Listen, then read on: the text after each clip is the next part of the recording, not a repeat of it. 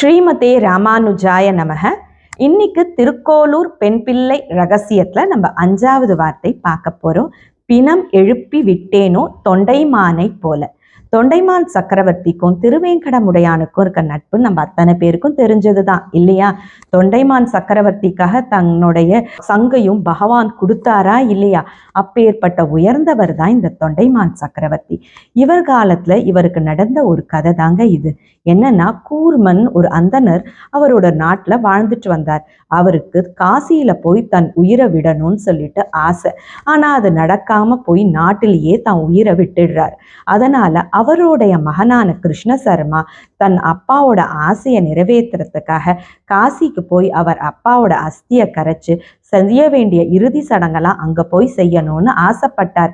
அதனால அவர் அங்க கிளம்பி போறதுக்கு முன்னாடி தன் மனைவி, மக்கள், தன் குடும்பத்தை ராஜாவான தொண்டைமான் சக்கரவர்த்தி கிட்ட ஒப்படைச்சிட்டு நான் வந்து திரும்பி இவங்களை பெற்றுக்கிறேன்னு சொல்லிட்டு போறார்.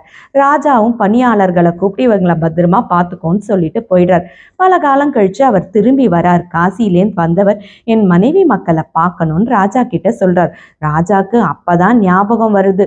உடனே தன்னுடைய அந்த புறத்துக்கிட்ட பக்கத்துல இருக்க ஒரு இடத்துக்கு போய் பார்க்கிறார். பணியாளர்கிட்ட இவங்களை அங்கதானே ஒப்படைச்சோன்னு போய் பார்த்தா அவங்கெல்லாம் பசிதாகத்தினால, பணியாளர்களும் இவங்களை மறந்து போனதுனால இறந்தே போயிட்டாங்க. இவருக்கு இப்ப என்ன பண்றதுன்னு தெரியல. நேர வந்து கிருஷ்ண சர்மா கிட்ட அவங்க எல்லாரும் திருவேங்கட யாத்திரை போயிருக்காங்க, அவங்க 2 நாள்ல திரும்பி வந்துடுவாங்க, நீ வந்ததும் நீங்க வந்து அவளை வாங்கிக்கோங்கன்னு சொல்றாரு. நேர இவரோட அரண்மனைக்கும் பகவானான திருவேங்கடமுடையானோட கர்ப்ப கிரகத்துக்கும் ஒரு சுரங்க பாதை இருக்கு. அதன் வழியா பெருமாளை போய் திருவேங்கடமுடையான பார்க்கிறார்.